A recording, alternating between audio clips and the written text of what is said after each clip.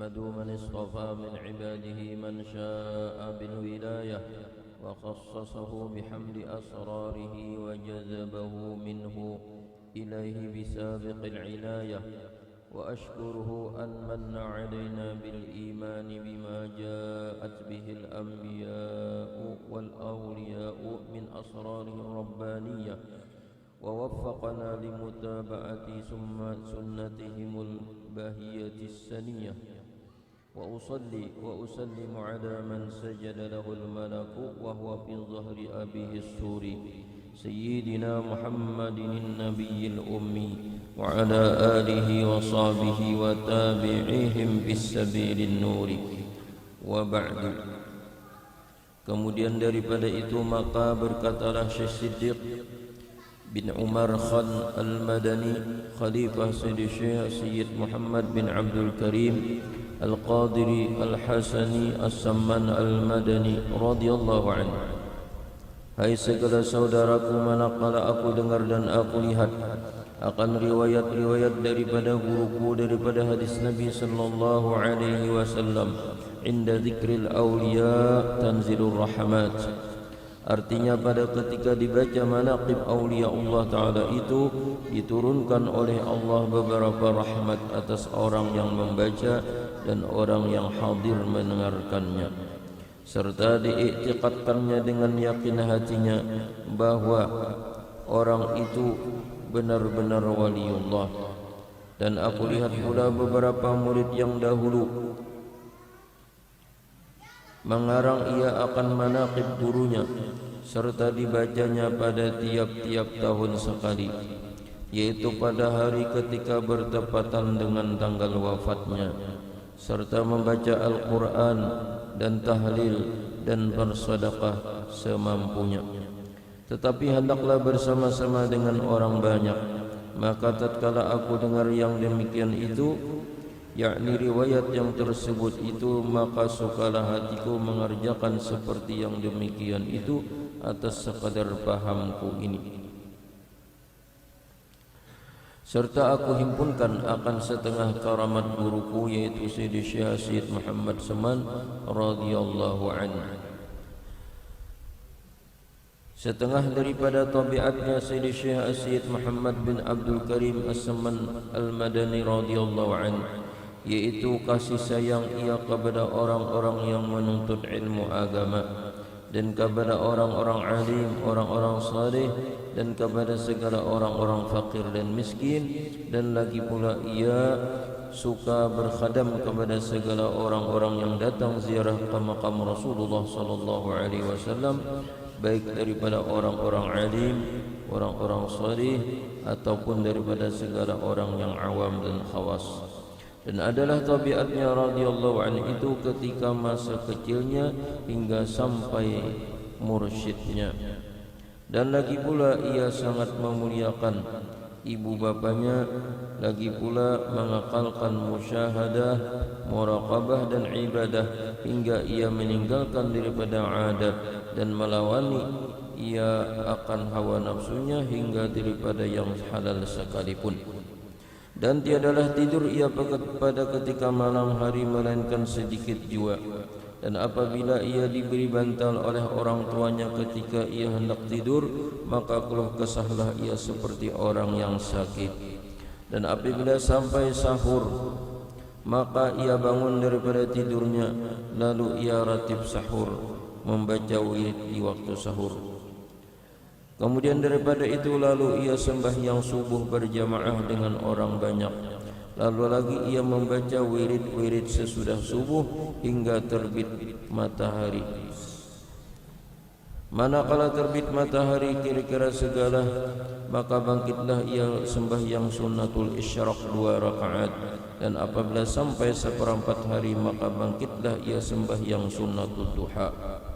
Dan lagi pula radhiyallahu an itu memperbanyak puasa sunat dan memperbanyak riyadhah dan menjauhi daripada kelezatan dunia hingga daripada yang halal sekalipun.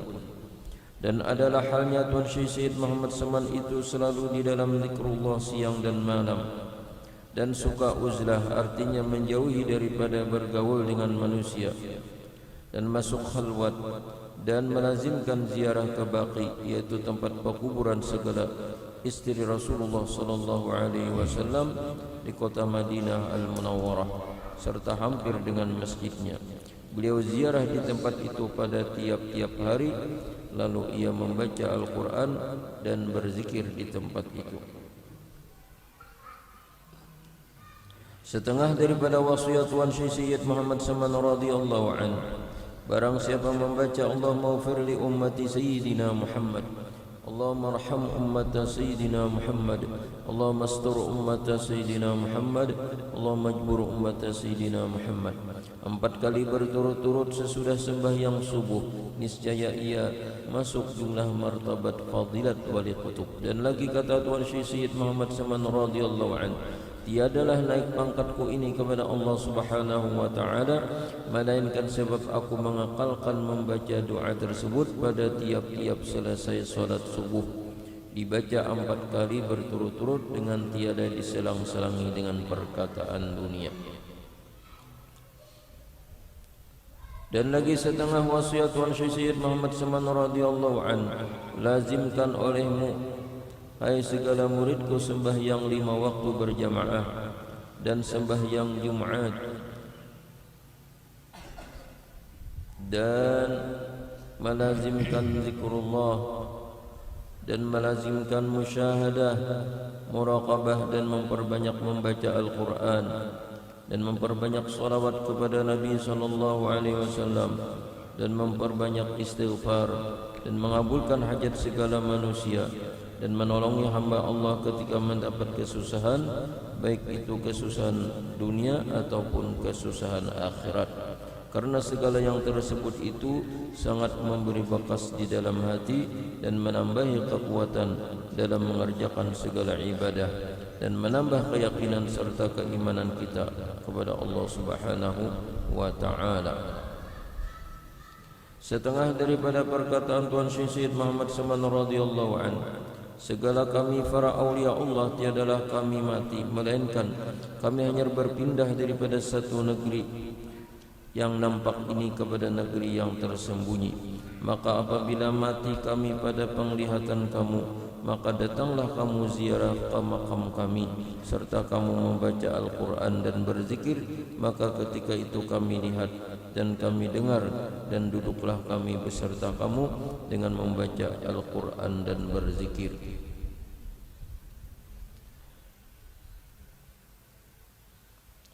Setengah lagi daripada perkataan Tuan Syekh Sayyid Muhammad Saman radhiyallahu anhu, alhamdulillah, aku dijadikan oleh Allah Subhanahu wa taala sebagai wali Allah selagi aku masih di dalam perut ibuku serta aku dipeliharanya. Setengah lagi daripada perkataan beliau radhiyallahu anhu, aku dikurniai oleh Allah Subhanahu wa taala untuk menunggu pintu hadratir Rasul sallallahu alaihi wasallam.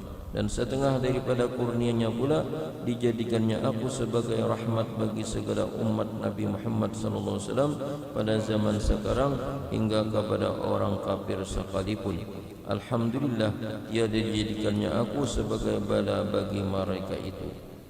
Setengah daripada karamat Tuan Syekh Sayyid Muhammad Saman radhiyallahu anhu adalah yang dikhabarkan oleh Muhammad Salih Asy-Syihab Al-Madani ketika aku di Makkah Al-Musyarrafah.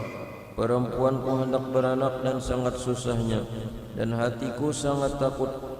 Kemudian setelah habis ikhtiarku, aku baca surah Al-Fatihah, lalu aku hadiahkan kepada Tuan Syekh Sayyid Muhammad Saman radhiyallahu anhu. Kemudian aku baca tawassulnya hingga sampai kepada kalimat waj'al lana min kulli dhiqin faraja wa kulli hammin wa bala'in makhraja. Setelah aku hendak membaca sambungannya, tiba-tiba aku lihat Tuan Syekh Sayyid Muhammad Saman hadir di hadapanku dan berkata kepadaku, ulangi olehmu beberapa kali. Maka aku ulang-ulangilah bacaan itu, dan beranaklah perempuanku dengan mudah berkat karamat Tuan Syekh Sayyid Muhammad Saman radhiyallahu anhu. Dan setengah lagi daripada karamat beliau radhiyallahu anhu adalah yang dikhabarkan oleh seorang laki-laki dari ahli Madinah. Setelah aku keluar dari negeri Rum bersama 10 orang yang berkendaraan kuda, ketika sampai di tepi hutan kami bertemu dengan beberapa orang yang hendak merampok kami. Mereka semuanya berkuda lengkap dengan senjata. Maka kami sangat susah tiada dapat berlepas dari mereka itu, hingga tawajuhlah kami kepada Tuan Syekh Sayyid Muhammad Saman, dan kami serulah ya Saman, ya Saman, ya Saman 3 kali. Maka tiba-tiba kami lihat Tuan Syekh Sayyid Muhammad Saman di atas kuda putih, padahal ia menutup mulutnya dengan kain putih, memberi isyarat dengan tangannya menyuruh kami berjalan. Maka berjalanlah kami dan mereka tidak mengikuti kami berkat karamat Tuan Syekh Sayyid Muhammad Saman radhiyallahu anhu. Dan lagi setengah daripada karamat Tuan Syekh Sayyid Muhammad Saman itu, jikalau ada hajat kita, hajat dunia ataupun hajat akhirat, mendapat kesulitan dan kesukaran, maka tawajuhlah kita kepada Allah Subhanahu wa taala serta kita baca tawassulnya. Maka dengan berkat karamat Tuan Syekh Sayyid Muhammad Saman, jadi mudahlah serta segera kabulnya. Adapun syarat kita hendak mendapatkan suatu karamat dan berkah dari aulia Allah Ta'ala itu 2 syaratnya. Pertama, hati kita harus yakin bahwasanya orang itu adalah waliullah, sekali-kali tidak ada ragu-ragu padanya. Dan yang kedua, jangan mungkir kita kepada kewaliannya jikalau ada pekerjaannya itu bertentangan pada zahirnya sekalipun. Janganlah mungkir i'tiqad kita kepadanya. Dan jikalau 2 syarat ini tidak ada, maka tidak akan memperoleh suatu karamat dan berkah daripadanya sekalipun berkhadam kepadanya 100 tahun. Adalah Tuan Syekh Sayyid Muhammad Saman radhiyallahu anhu itu dilahirkan pada tahun 1132 Hijrah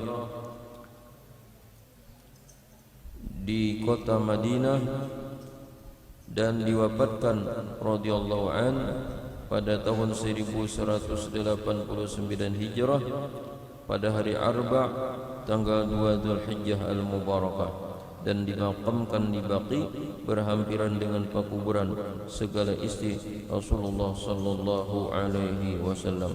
Mudah-mudahan dengan berkat Rasulullah sallallahu alaihi wasallam, berkat ahli bait Rasulullah sallallahu alaihi wasallam, berkat ummahatil mukminin, berkat para sahabat Rasulullah sallallahu alaihi wasallam, berkat para aulia was salihin, dan berkat Sayyidi Syekh Sayyid Muhammad bin Abdul Karim As-Saman Al-Madani, dan berkat manaqib beliau serta berkat guru-guru kita semua. Mudah-mudahan Allah Subhanahu wa taala mengampuni segala dosa-dosa kita, dosa ibu bapa kita, dosa seluruh keluarga kita, dan semua kita mendapat rahmat yang luas, selamat dunia dan akhirat. Segala hajat dikabulkan Allah Subhanahu wa taala, dimudahkan segala urusan, diluaskan rezeki kita yang halal, dan dipanjangkan umur kita di dalam taat ibadah kepada Allah Subhanahu wa taala, disertai dengan sehat wal afiat, dan dilindungi daripada segala bala musibah, dan disihatkan daripada segala sakit, dan disembuhkan daripada segala penyakit. Dan mudah-mudahan Allah Subhanahu wa taala menutup umur kita dengan husnul khatimah, mati dengan membawa iman yang sempurna, dapat mengucapkan kalimat la ilaha illallah, dan mudah-mudahan Allah Subhanahu wa taala mengumpulkan kita di dalam syurga bighairi hisab. Ala hadhihi niyat wa ala ma nawa bihi syekhuna wa ala ma nawa bihi Syekh Muhammad bin Abdul Karim As-Saman Al-Madani wa ala ma nawa bihi Al-Habib Ali bin Husain Al-Habsyi wa ila hadratin Nabi Al-Fatihah. A'udzu billahi minasy syaithanir rajim. Bismillahirrahmanirrahim. Alhamdulillah.